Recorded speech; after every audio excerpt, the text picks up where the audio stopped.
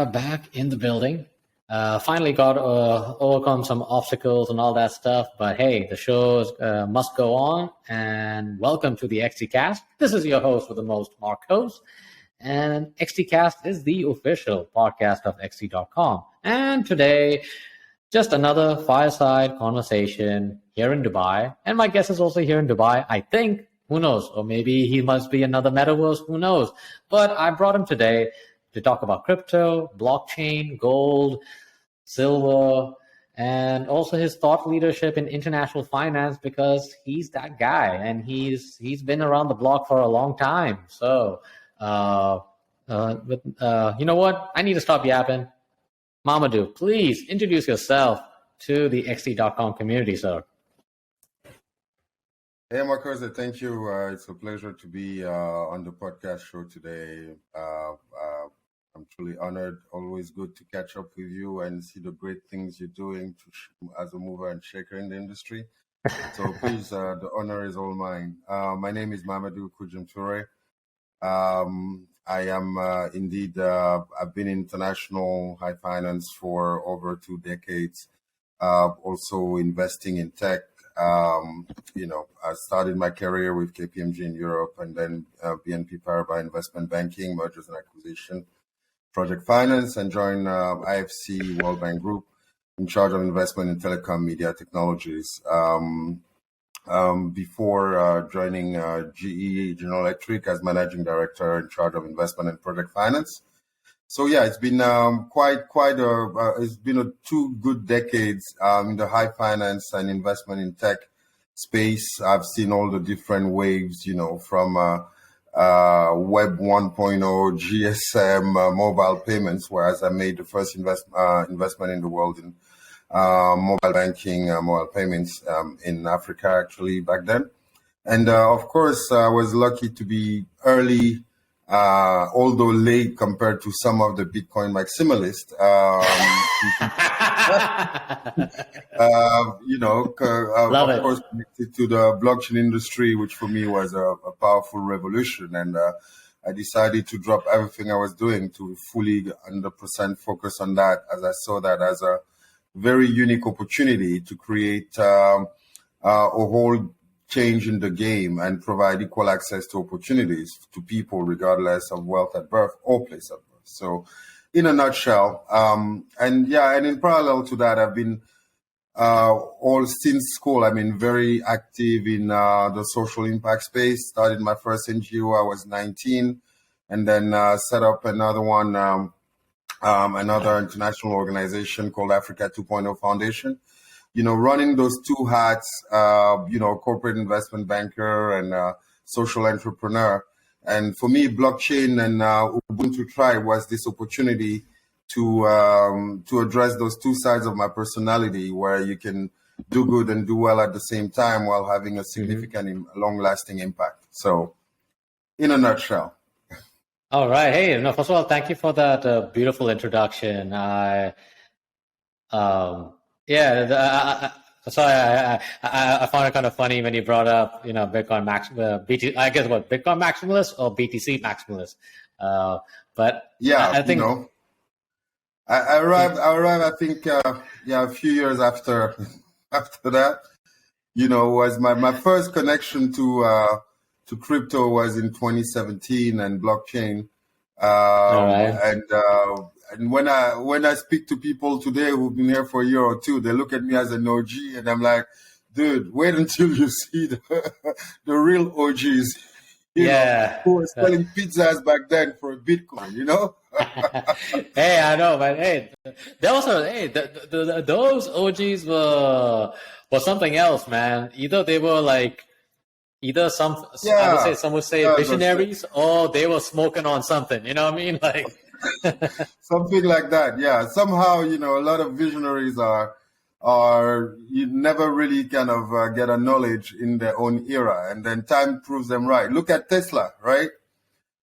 So I'm not sure what those guys were smoking then, the early days of Bitcoin, but I know they were believing in one thing, which is a new world, and that's the power also of understanding very early when faith is dancing today to the rhythm of tomorrow, right? And even me, when I started 2017, 2018, started getting into that and mobilizing people, in Africa and around the world. People were like, "Dude, why did you smoke?" I'm like, "No, I just smoked the future, brother." Man, amen to that, man. Amen to that. I love that. I love that.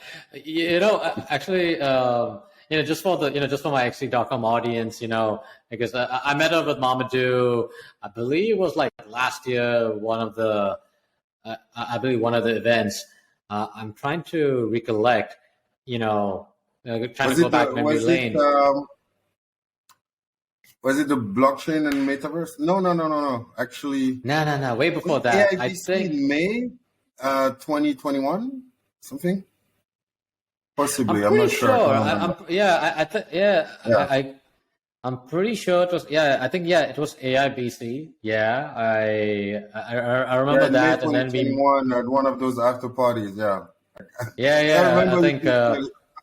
And then you were this young guy coming from Canada, and like, I used to be with Visa and those guys, or in the payment industry, and I got the chills for crypto blockchain. And I was like, okay, that's an interesting dude. I felt a bit like you reminded me of me, right? Coming from this whole traditional establishment. Actually, it is not Visa; it's actually American Express. Oh, American Express. Sorry, you see, I put them all in the same basket. Hey, apologies. Same thing. Hey, it's the same shit. Different day, right? So and it's been a beautiful journey. Like kind of bumping into you at those different things and exchanging also on LinkedIn, your post, my post, and that's how we get the community stronger, right? Yeah. And I look at you, the rainmaker now in the industry. Only a year after you left American Express. When I grew up, I want to be like you, man. Oh man, honestly, I never imagined myself, be in this space. But just to give you like a little bit of history, actually, I've been following Bitcoin for a long time when I was in the States, but I was following it, but I didn't dive in deep because, I was still young, but, I was so unsure. But, how I learned about Bitcoin was through some of my libertarian anarchist friends, like they're trying to free the money, free the world kind of deal, so but somehow I took a kind of like a dive into it maybe around 2016, 2017, but I kind of dollar cost average. But that time I was kind of broke and stuff, but hey, somehow made a comeback, went through the ups and downs and, just built myself strong. But hey, I think it did help to connect with the right people. That's interesting because in my case, my engagement with Bitcoin came from a bit of a different angle, right? So, I was with the World Bank Group, and I was already very much of a rebel within the group. How did you survive that? I don't know. I believe in one thing: the freedom comes at a price, right? So the way I was kind of getting away with with not too much complication is that I would make sure I would excel at what I do, so that I don't get too many criticism and so but that it makes you work twice harder. But the rebellion was more about the system itself, right? So I started understanding, as I was digging deeper into the whole thing, that to cut a long story short, something wasn't right. Let's put it this way. And more than 10 years ago, actually, a couple of years after Bitcoin came out, I wasn't really aware of it, but I was already working on new financial system and solutions, right? This whole idea of dealing with those countries in emerging markets, so-called developing countries, crippled with debt, right? But yet sitting on immense amount of resources and having paper money that was worthless. While this whole, so for more than a decade, I've been really working on how do we crack this, right? I thought it wasn't fair. Luckily for me, I was privileged, grew up in Europe, went to some of the best schools, but at the end of the day, I was just lucky. And when you see the fact that people start with not the same chances, and why? Because they might not have the right leadership, or the system is actually penalizing them. And because I was in high finance, I was already looking at ways to address that, right? But it's not until I came across with blockchain and Bitcoin in general that I was like, wait a minute, we can actually tokenize natural resources. We can actually create money because money is based on trust, right? And then the journey started. I was in Zug actually at a conference around impact and alternative investment. At the time I was thinking, okay, maybe I should set up a fund, etc. And then it came across to me a bit like an old boys club, right? That I somehow was part of, but not part of, if I can put it this way. Yeah. Right? And I thought, okay. Right. Sorry. So I'm so sorry. I apologize. You know what I mean. I'm not gonna. Yeah, I get it. So yeah, and because tech was my thing, I was started dabbling with all those things, and for me, it's like, how do I decentralize money? That was my own problem for a decade. How do I decentralize money and revalue money based on what has real value versus what has a price, right? And then so this whole convergence, and then I was hearing those guys talking about Bitcoin and stuff. I'm like, Bit what? Okay, interesting. And then I started looking at the white paper, the structure, started looking at Ethereum. I said, okay, that's pretty smart. Okay, they sorted out the Byzantine general equation, which is it took a bit of centuries to actually crack it.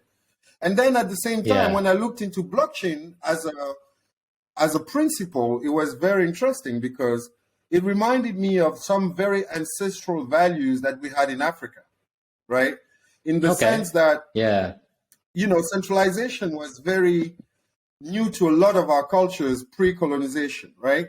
So, and I remember going back and engaging with the elders and started telling them, look, there's this crazy stuff that's called blockchain.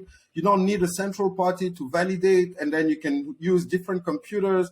And then even if some are not working, then you still have the, the authenticity, tamper-proof. And they look at me like, nice. But they didn't look impressed. I'm like, don't you realize what I'm talking about? They're like, no, we do. But you know that very principle and philosophy, we've had it for millennia. I said, what do you mean? They said, look, before colonization, right?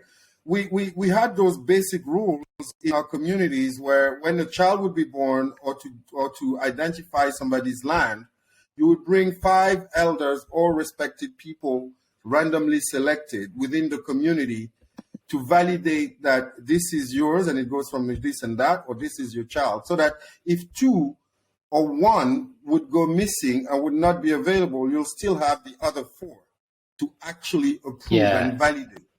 So whatever you guys call blockchain and your mathematical stuff is just the spiritual interpretation of a very human principle, right? Which is the community supersedes the individual.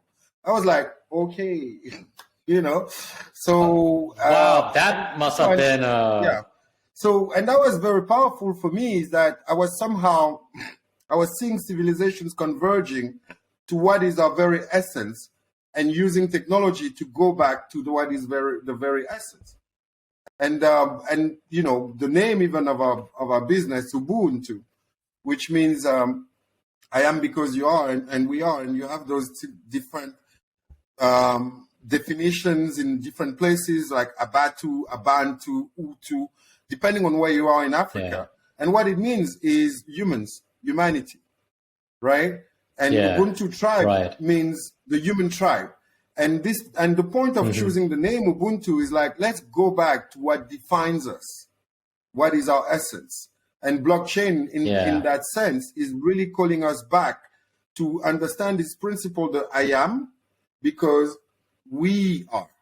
The same way as that information on the blockchain is only valid because we have validated it. Mm-hmm. Wow. And for me, it was like everything was just converging. It was like a moment. It's like, okay, this is where I'm going. That's where the world is. That's what the world needs. Wow. Yeah. No, that's incredible. That is incredible. No, first of all, thank you for sharing that. Yeah, it's funny, right? Yeah. No, I'm still impressed and still amazed by, the five elders, the validation. I mean, like they've been practicing it for like millennia. So exactly. And we're pretending, we're pretending that's a new thing, Yeah, and you're like, yeah, I'm the dude, I've cracked it, guys. Let me explain to you. And that's it. Looking at me like, yeah, sure. Sure. So that was a pretty good experience. No, certainly it is. Things like that in Africa have been erased or not so prevailing. But do you know that we've had the binary system for millennia too? And you can still find today in places like Cameroon or DRC counting mechanism or devices that use binary, which is the very principle of computers, right? Yeah. And so it's quite interesting. So for me, not just because I see a lot of people today who just associate crypto with getting rich. No, that's not what it's about. Yeah. And I'm very adamant for people to fully understand why we are in this game and why we shouldn't let this game be perverted by what perverted the previous system. Yeah, thank you for saying that. I want to ask you this because you're very familiar with the traditional financial system. Now you also understand where what's happening in the crypto and blockchain space, with the cryptocurrency markets. Let me ask you like a broad question. Where do you see this new? I mean, you see this great transition taking place, or this transfer of wealth taking place, happening now. Like, what are your thoughts on this? Could you elaborate from your point of view? Yes, I think if you look at the global markets and the macroeconomics today, you want to look at some basic fundamentals, right? Right now, of course, people can blame the war in Ukraine, but things started way earlier with COVID and money printing, where significant amount of paper money was printed. In comparison to the past century, right? Probably like 20%, even more, over a couple of years than over 100 years, right? So, right. What you have, of course, led to some form of inflation, right? And then the war in Ukraine did not help in the sense that you're dealing with a situation where the gas and you saw the oil prices, but it goes way beyond that. Right. So what people don't realize is that things are just going to get worse until they get better. But it's also an opportunity to rethink the system. Right. Why? Because the chances for it, if not collapsing, at least, trembling a bit. So the gas, for instance, is used for the fertilizers. OK. Now, you're going to need, the price is so much higher. People will have to choose between keeping themselves warm in the winter or use the gas to go to the fertilizer production and get food, and the food will be at a much higher price. So you're going to have increase, you're going to have food shortage, food price increase, energy issues. And at this point, you saw that a lot of the stocks did collapse, from between 20 to 40% to their all-time highs, right? But this is just the beginning. There is more coming. And if you take those factors one you would say, okay, the real economy, now where will people put their money? Oh, there's still real estate. But guess what? The real estate is also kind of somehow showing early signs of a bubble, right? And you can see the case in China where almost 1 million people are now refusing to pay their mortgage, and where also in the US, the prices are a bit inflated, where revenues are shrinking, and capacity to pay will also be challenged, and the price will go down. So if real estate goes down, then you're left with a few. What are the options? Crypto or commodities, gold in particular, right? Now, I'm going to show you something, if you allow me. I'll share. Yeah, please do. I'll share a chart for you to understand. Can you see my screen? No, not yet. No. Although I shared it. Okay. Let me try and share. Entire screen. Okay, share.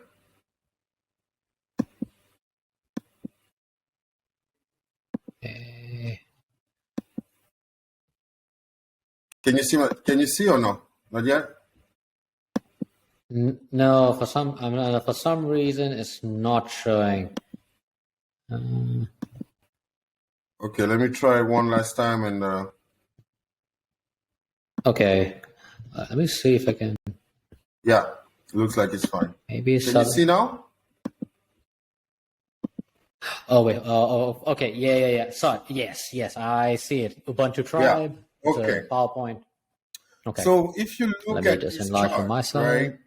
So this is the annualized real yield on bonds. I took it on a screen picture, but it will give you an idea about how the yield on bonds have been reacting compared to the stock, right? So if you look here, generally once the yield, there's been a very, very kind of parity or closeness between the bonds and the stocks, right?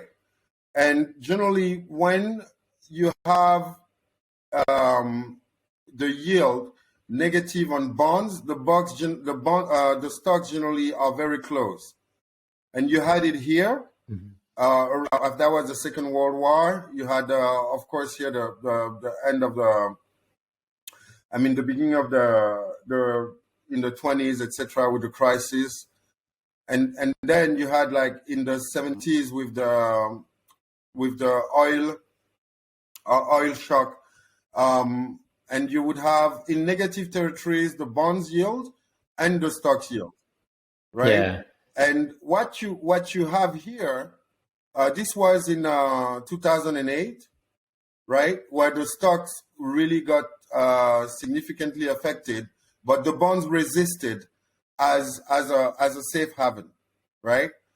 Now, in 2022, basically for the first time since in 40 years, you have a negative yield on the 10-year bonds. And the stocks are starting to follow. So I believe you're going to have a very strong further impact in the stock market. And I got that on one of actually I was following Mike Maloney on a few things, and I found this chart very interesting. Oh, Mike Maloney. Just for my XE.com audience, Mike Maloney, he's the founder of goldsilver.com. Exactly. So and he's done a few interesting charts, right? And if you look at this chart, actually I put it upside down. Too bad. Okay. Yeah, but sorry, Mamadou, I think the sharing, when you share the screen, is just showing the PowerPoint. Oh, okay, now you're showing. Okay, there it is. Okay. That's perfect. I didn't get it right, but let me explain at least this one. It's upside down. Sure. Can you see? Yeah, I could see it. Yeah, you're showing the third. Yeah. The third so slide. So basically, on the axis, on the horizontal axis, this is inflation, right? Unfortunately, it shows upside down, right? But this is and the gold and the dots are the stock price based on inflation. But what you will see is that the stock perform generally better when inflation, that's why you have the green circle, is between 0 and 5%. Yeah. Anywhere beyond that, then you have lower performance, right? Either it's a deflationary or an inflationary environment. Right now, this is where we are. High inflation, and the stocks are here.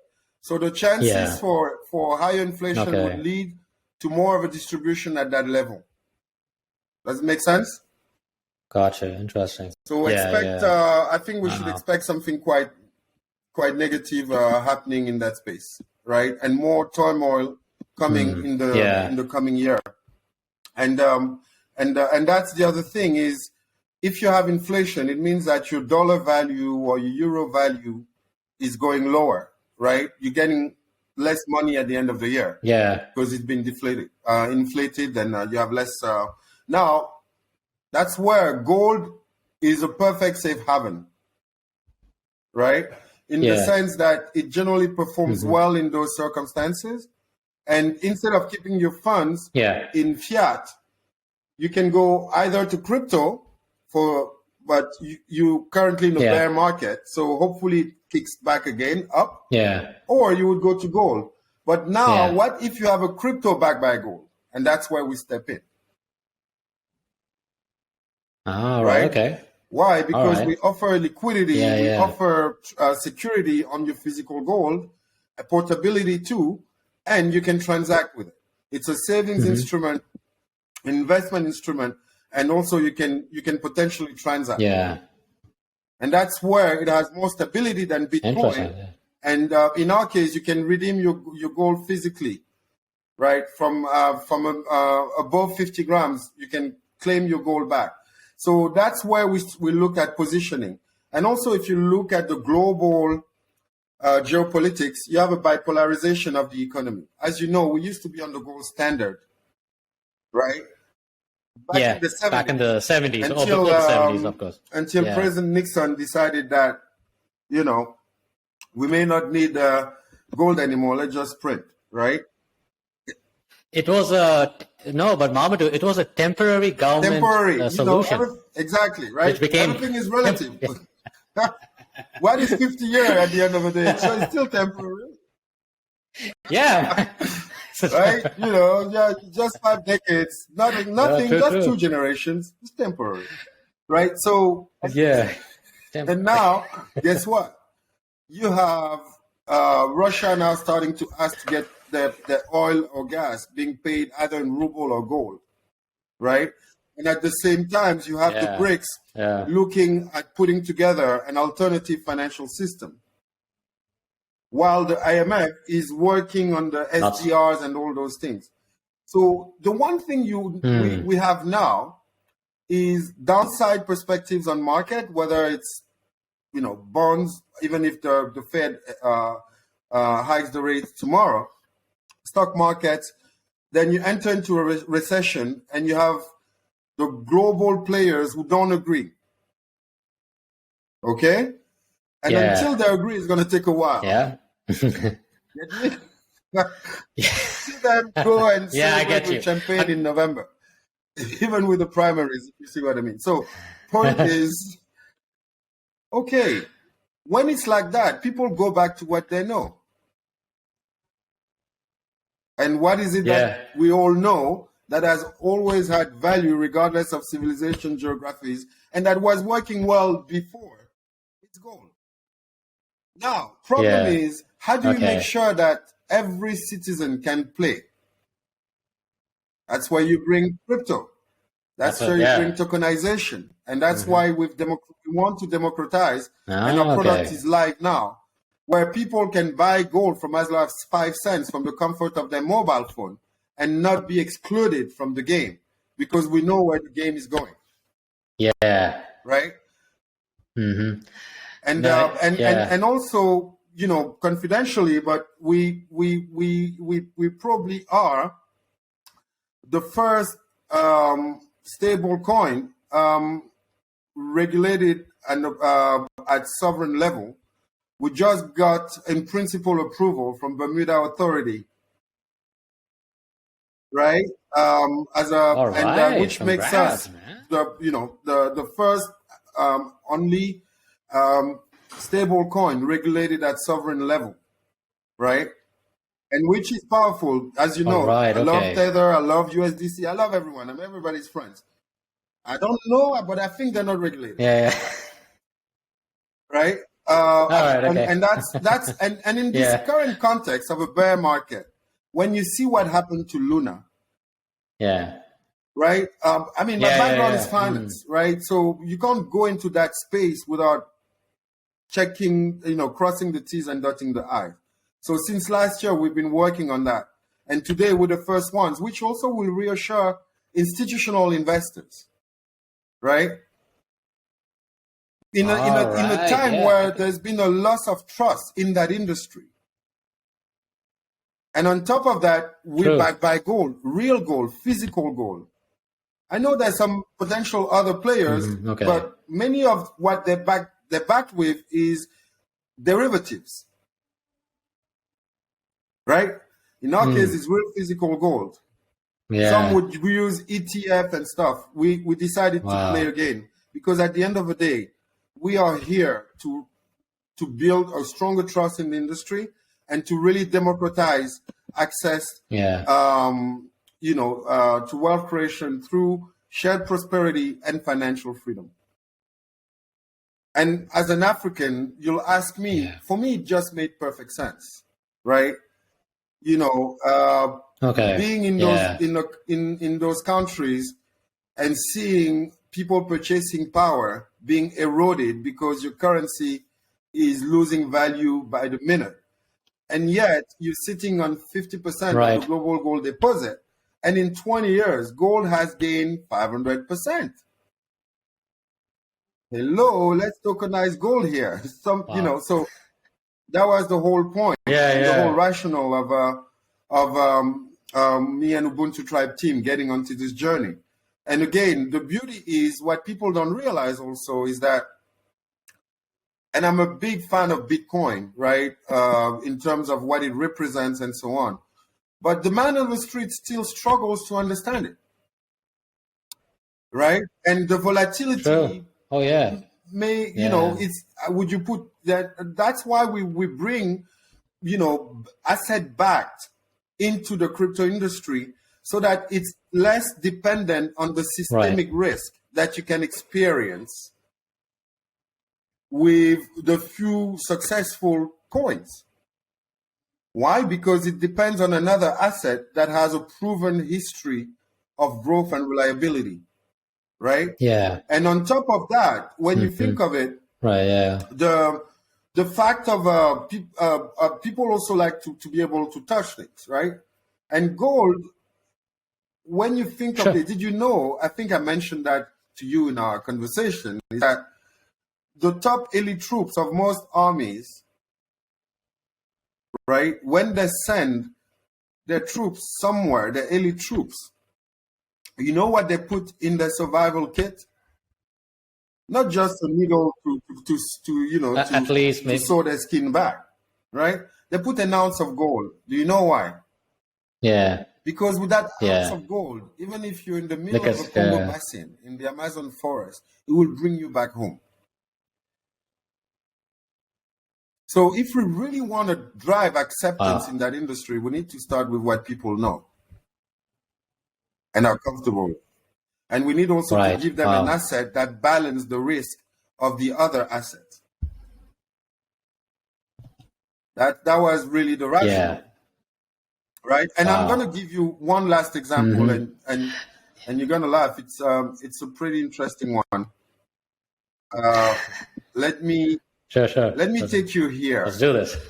Can you see my screen? I think it should happen. I think just give it a moment. It takes the platform to kind of like. Let me share again. Okay, cool. All right. Go to window. Go here. Can you see my screen? Yeah. So you're showing me a chart. It's slide number 4. I think something people don't realize is the power of money and the power of gold. Yeah. So when you look at this chart, which I got also on the internet, here in 1900, okay, for one barrel of oil, you would get 1.79 gram, 1.8 gram of gold, right? And the barrel of oil was at 1.2 roughly dollars, $1.19. This is at the beginning of the 1900s. Yeah. Okay. Now, actually, this chart goes until 2020, but in 2022, the barrel of oil is at what? $100, right? Okay. Yeah, maybe higher. So, I think so. Yeah. What you're dealing with here, the same barrel of oil in 2020 was 0.70 gram of gold. So you'd have for the same volume of mass of gold that you had at the beginning of the century, you have now you would have 3 barrels of gold of oil, but you'll pay 100 times more to get a barrel in dollars. So the yellow line is the gold price, the price of the barrel in gold. You see, it's very steady over more than a century. Mm-hmm. Yeah. You get me? Wow. And here I'm in 2020, so normally it's actually much higher. It should be somewhere here. So people fail to understand the power of gold and how it preserves their wealth and their purchasing power. But also because, and that has been my frustration being in the high finance world, is there are some secrets that should not be kept. And there are some charts that should be shared. Preacher, brother. That's all I have to say. Okay? So, Now, look, I share your frustration, I've man. been lucky and privileged to kind of do a lot of high finance, and I think I'm not. I can't claim to be Robin Hood or anything like that, but I just think that everybody deserves a chance, and that knowledge is power. So let me show you the next slide that you might find also very interesting. Okay.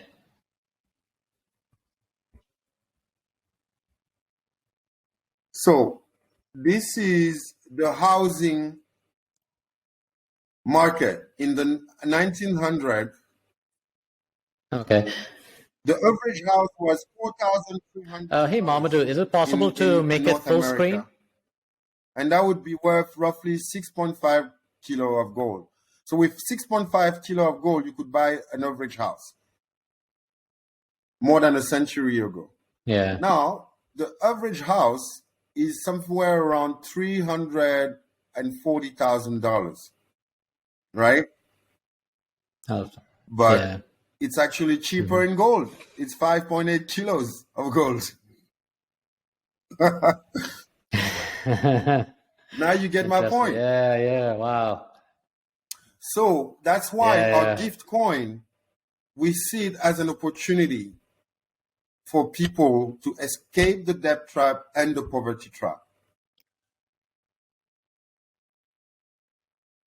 And what we give you is a digital, get their purchasing power back. A digital certificate of ownership of gold that you can transact with, and that is liquid, that gives you security, and that is transportable to the comfort of your phone. Not everybody is a millionaire and can call their bankers and say, move my gold from here to here, or I got Dory bars there. But everyone now can have 1 milligram and then add 2 and 3 and 100 and 1,000. You never know. That's what Ubuntu Tribe aims at doing. Right. And use digital for that. Wow. Wow, that is fascinating. I mean, you guys have put a lot of effort, a lot of thought process, try to align a lot of things to to make just tokenizing gold and make it accessible for pretty much almost every It's been a spectrum few of years of society. preparation, and I think that was the whole idea. Tokenizing gold is one thing, but solving the issue of the ecosystem is better. And that's really what we spend time on, right? We've secured gold contracts supply from key players in Africa, in Latin America, so that we have enough gold to serve the market. And also, the gold is sitting in vaults in Copenhagen, Stuttgart, Zurich, Dubai. We also got accredited by the Singapore Global Metal Exchange, right? So we've done a lot of work of preparation, structuring, and think system. Because system gives you longevity. And I've spent enough time investing in tech, talking to the top leaders in the finance world, and also top political leaders. I've been lucky and privileged to be exposed early across my career and learn from all the pieces to come with something that could address all the issues, at least try to, and make sure that it's sustainable, right? Yeah. We even have a technology that allows to extract gold with zero mercury and increase the yield for artisanal miners from up to 50, 60%. Wow. So that we can have a responsible supply chain model and protect the environment too, right? So, but it's important that people really understand what is at stake. And I'm glad, we have this conversation because it says it all. Yeah. No, true. Look, it's not every day we get to look at the the macro level of the world, what's happening in international finance. Also in terms of the societal impact, what we're seeing right now. It's a really big gap, and also the knowledge gap too. It's like a Grand Canyon, the way I see it. I'm aware of all that stuff, indeed. but a lot of people don't. And it's our responsibility to prepare them. In my case, I always take that example, right? I came from, my parents were clandestine. My dad, at least, when he arrived in Europe, etc. And I was lucky to be offered, a great education. Right, being with some of the best, if not the best, at least in France. High school and the principal recommended my parents to send me there because I was doing pretty well. And for me, is everybody deserves a chance, right? And I've been lucky, and I have to give back.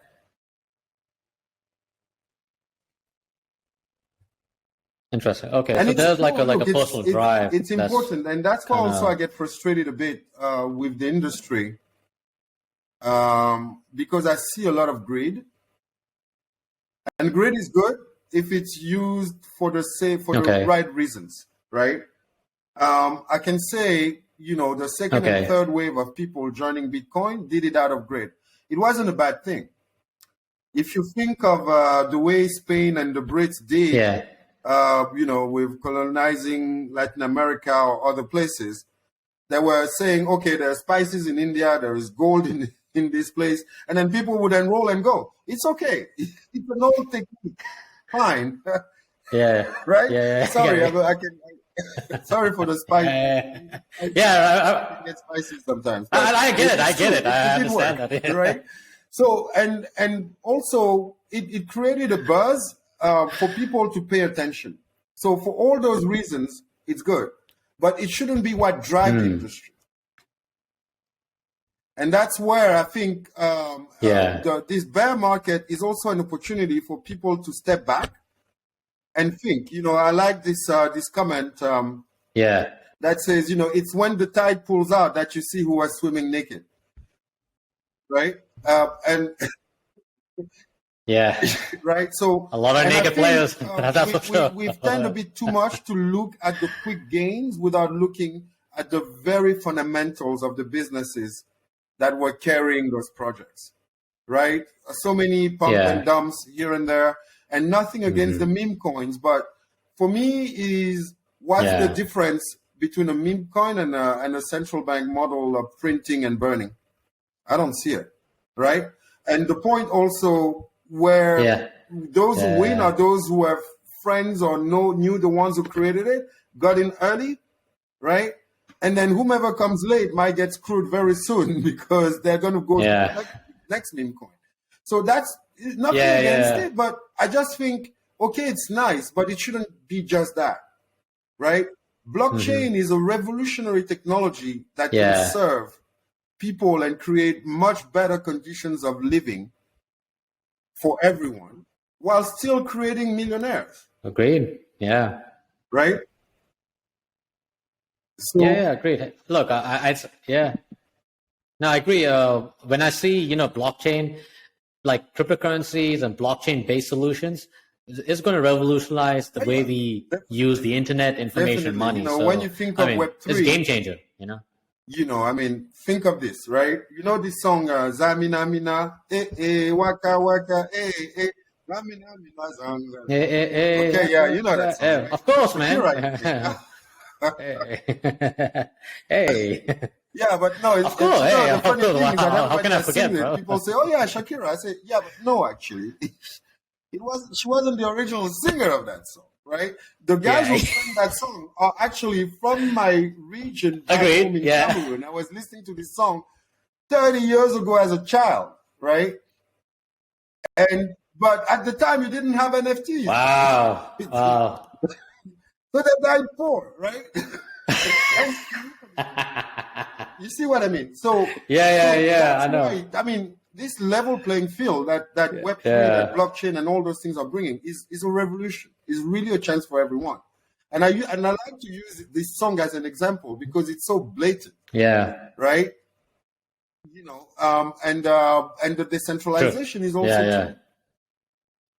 Because we've seen the limits of centralization, but at the same time, I'm not against regulating stuff. Because when you see what happened with Luna, a lot of innocent people got completely wiped out, right?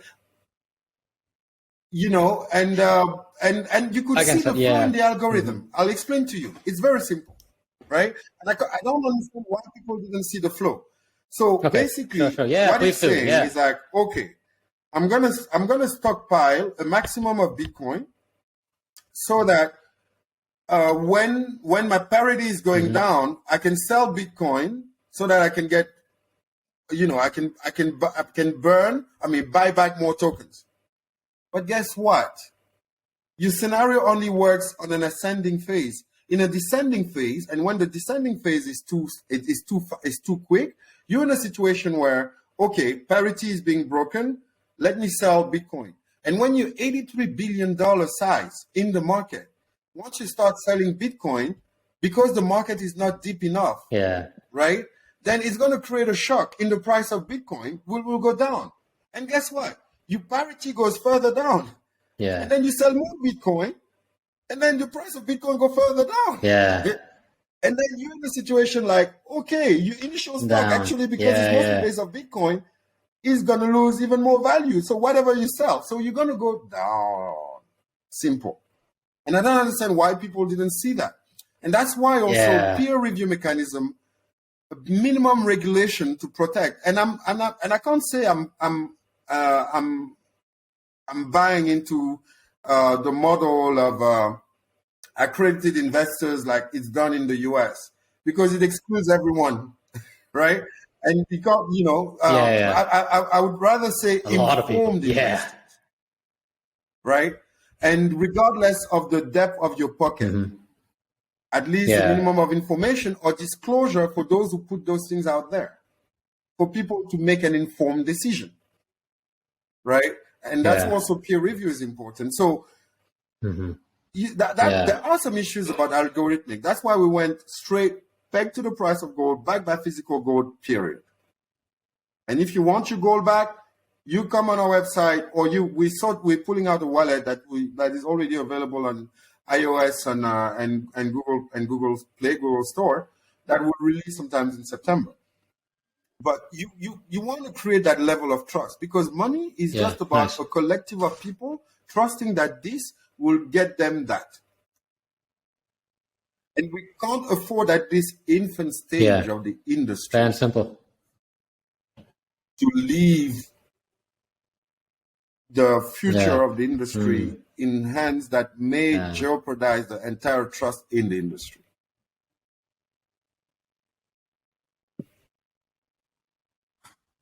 Right. Yeah.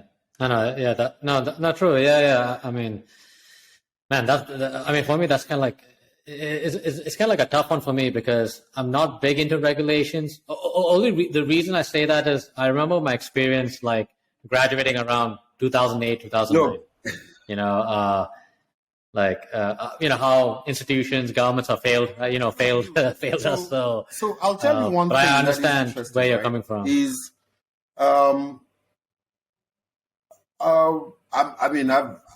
I've historically been a rebel at school, so it's no secret for anyone. And I was a rebel in the corporate world, and it was no secret for anyone, right? That's why I even went and started my own organization while I was in the World Bank. Okay, so I'm not saying we need a policeman, all right, right? But I think we need to, at least among ourselves, self-regulate ourselves and show that we're worthy of not being regulated.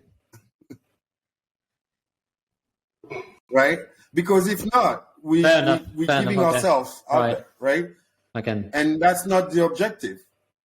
And personally, I also agree that people's interest needs to be protected. That's why we went the route of being regulated, so that there could be someone who said, yeah, we've checked them. They've done it right. So potentially we can create our own bodies. I don't know. Oh, right, okay. But if you want to onboard so many people from remember, there's only 90 million wallet out of 8 billion people. We haven't cracked adoption yet. Although Ubuntu Tribe, we're working hard on it, and we think we have a few keys and recipes, and others do have, but we're still far. Yeah, I know. It's less than 5% of the world population, really. Like, so you're talking about 1%. Terrible. Like, and we tend to be very myopic, not understanding that.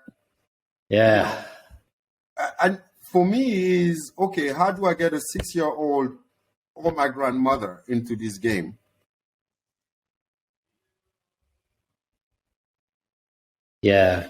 And people not necessarily think about it, or some do. But the greed of 10x, 20x in 2 weeks makes people blind about some basic stuff, because you don't realize that the smaller the market, the higher the volatility, because there's not enough depth in there. Right? And those are basic rules of finance, etc. True. And if so my 2 cents, so. No, I understand that. You should, first of all, Mamadou, I mean, you gave incredible value. I mean, you covered macro trends, you gave a history, and also thank you for sharing that, sharing your personal story too. And I love that, like you brought that connection, so, but we're running out of time, but I have to end this. I need your thought leadership talking about crypto and blockchain. I'm kind of curious to know about, now you shared about the history of gold, with also the current dynamics. Where do you see the global trends? No, please go ahead. I know it's a broad, I just throw you a broad question, but I'll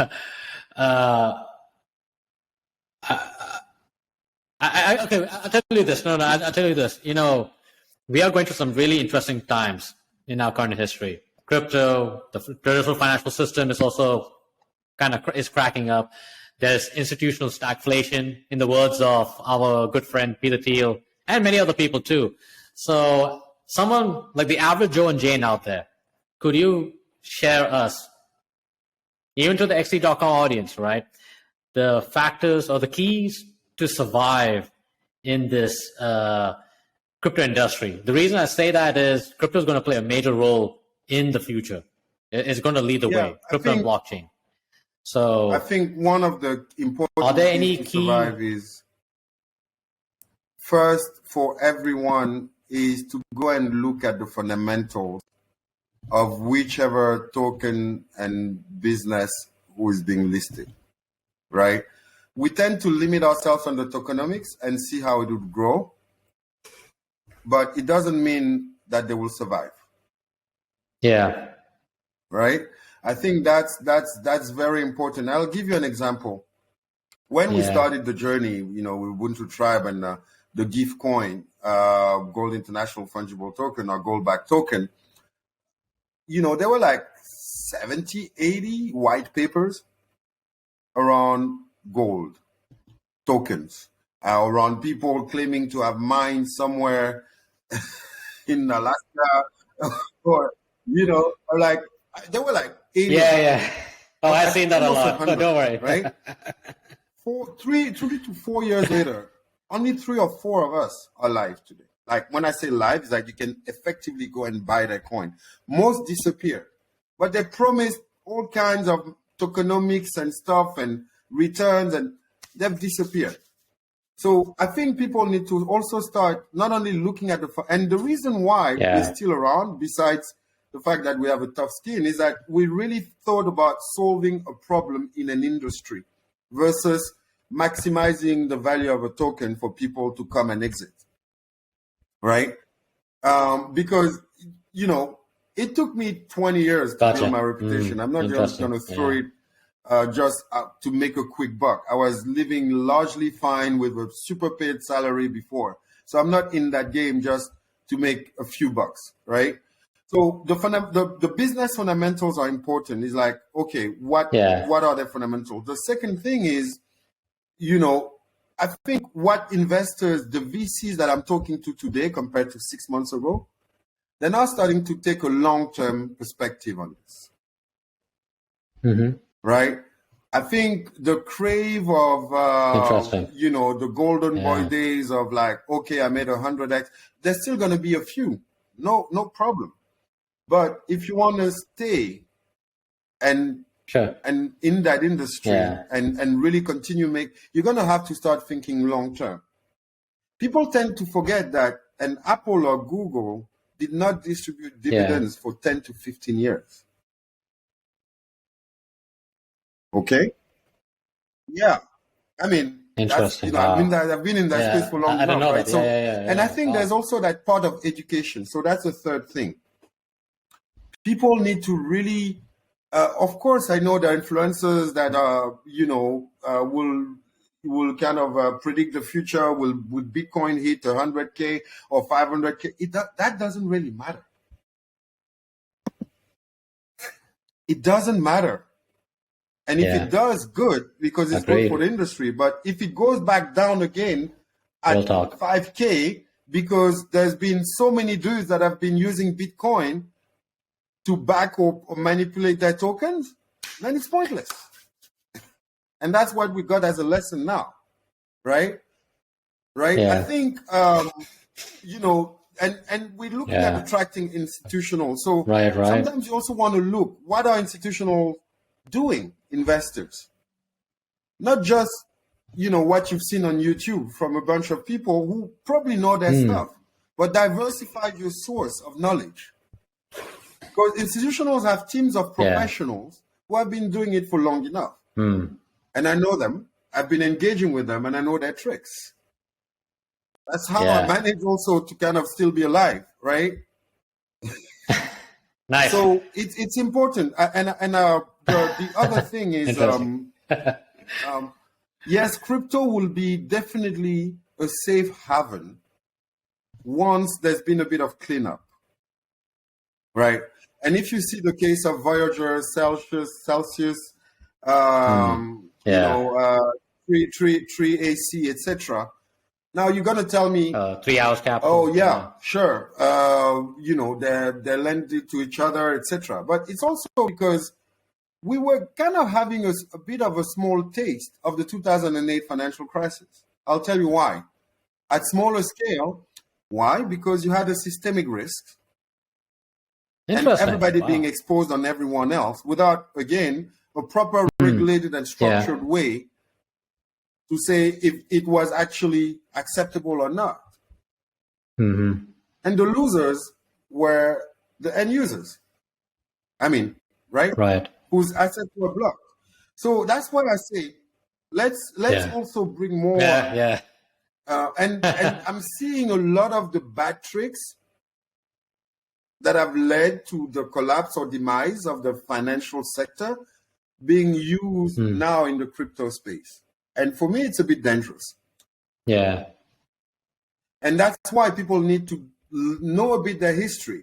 Yeah. So go and see what led to crisis, what were the problems in trading before, because it looks like it's kind of reproducing here, right?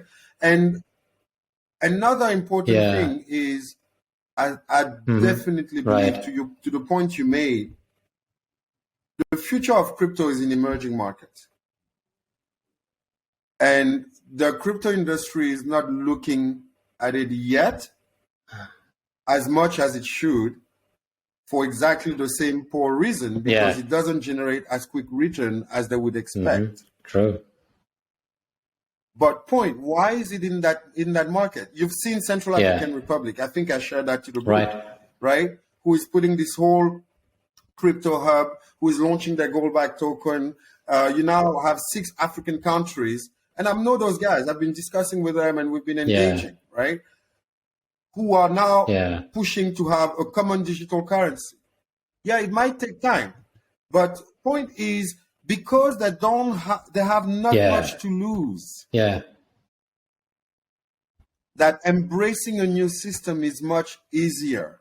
That's why. And I know I invested in the first mobile banking company in the world, right? That was 15 plus years ago. Why? Because you didn't have a strong banking penetration, right? You didn't have enough infrastructure to get money moving. So moving on the phone.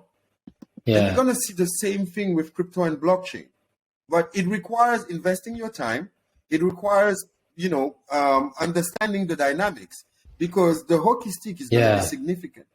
There's not much less friction with regulators, much less friction with banks, much less frictions with an established system that, like any system, is fighting for its own survival. Right? And people don't see that, and they get myopic because, I'm sitting here in the Valley or Silicon Valley, I'm sitting here in Paris or wherever, and I look at this like that. And I'm fighting a wall while there's a whole myriad of opportunities where it's actually needed. Yeah. Right? So. Yeah. Oh, man. Wow. Mamadou, I mean, that is really incredible information. I think one of my fears is that's the danger, but somebody has to try and make it clear. It makes me think. When I was at IFC, right, all I was seeing in the news, and I was, commuting a lot between Washington and Johannesburg, where I was stationed, etc. All you would see in the news and in the media was, Africa is poor, Africa is bad, Africa is doomed, Africa is this, right? And I would laugh because globally, and IFC and World Bank is a global organization, we had the highest IRR of all region, 28%. Right? And everybody in the institution knew that actually that was the highest yield. But somehow attention was diverted. Now, I don't know why. Maybe you know. I think I know, but I won't say. So, Look, I think nobody is stupid, right? So, but I ain't saying anything. I'm trying to stay alive, also man. the thing is that we need to be much less myopic, because if you solve a problem, you have much more chances to have a much longer return window versus if you look at a quick profit. And the VCs are now looking into, okay, which are the ones solving a problem in the industry? Because this whole return thing is a lot of smoke and mirrors, like 10x, 20x, 40x. We know how it works. We're not stupid. Yeah. Yeah. Wow. Incredible. Yeah. No. Thank you for sharing that. I really appreciate it. I think, honestly, I didn't expect this conversation to be Look, I thought, hey, it's going to be a fireside conversation. This is like real talk, hard talk, conversation. Look, I dropped everything for this, and there is absolutely no way I'm gonna let it take the wrong directions because of people who have the wrong intentions. It will change the life of so many people. Agreed, who have been suffering from the old system that we can't let it go sideways. And it's so important to really understand. And I'm lucky and privileged to know both systems. And to see round the corner the pitfalls that are coming, because I know.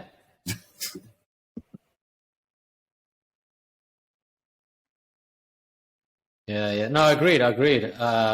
Look, I'm grateful that you have been on both sides.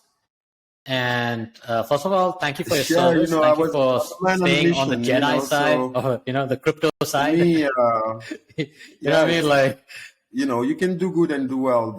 And the more people will, the more the economy will collapse, the more people will get vulnerable, the more they'll open up to a different way of seeing the world. You're very arrogant when you're successful. I've been there. If it's working, you won't change. And when it stops working, that's where you start. That's all part of our journey, right? To that phase. And we're already there in the crypto bear market. It will get probably a bit worse, I think. I suspect Bitcoin might get to 10 to 14, because I don't think we've seen the end of it. I agree. And now what is nice is that people are starting reflecting. Interesting. They're crying first. I agree. Lost, and we did lose, and but everybody will lose on both sides for a while, and even gold will go down at the beginning when everything collapses. Why? Because people will have to sell their position on the capital calls. They'll sell the thing of value, which is gold, and then it will take back up. It's okay. It's the law of nature. But we're here to build a legacy. Right. And the people who created Bitcoin did it for a purpose that we should not travesty.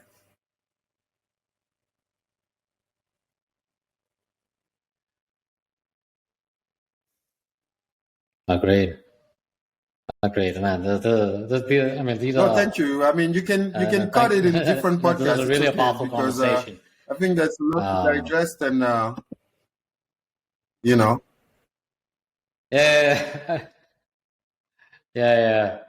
I agree. No worries. See, look, let me put it this way. I mean, for me, this is just one of the first. Definitely. You know what to find me, right? First, but not the only. There's going to be more conversations. Definitely. I've been crossing around the world.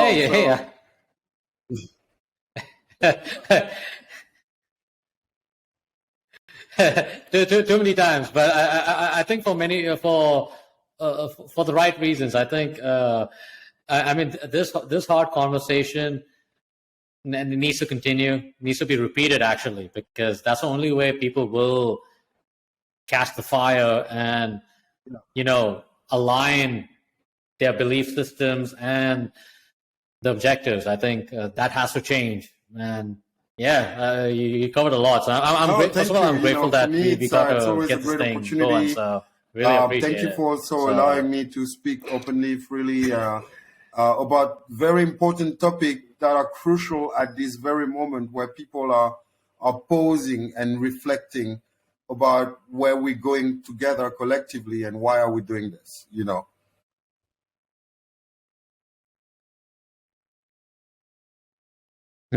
Sure, yeah. Yeah, agreed. Peace. But anyway, Mamadou, Peace. we gotta go. I know you got other things to do, but anyways, peace and love, brother. So, hey, xt.com fam, man, we got a man on fire. You know, he is the Cameroonian, you know, Denzel Washington, okay. You know. No, I'm kidding. After it doesn't matter. You know, let's say we win this together. Together we rise. That's our motto as Ubuntu Tribe. Together we rise. Yeah. Exactly. But yes. I love that. I love that message. Very beautiful message indeed. So anyways, fam, we got to go. Y'all be good. Y'all be safe. And we will talk to you soon. There's more from Mamadou. He's going to bring in some more fire, definitely a lot of knowledge. And we'll build upon that and build a better future, a better tomorrow. Always a pleasure. Not for just us, but also for our future generations. Bye.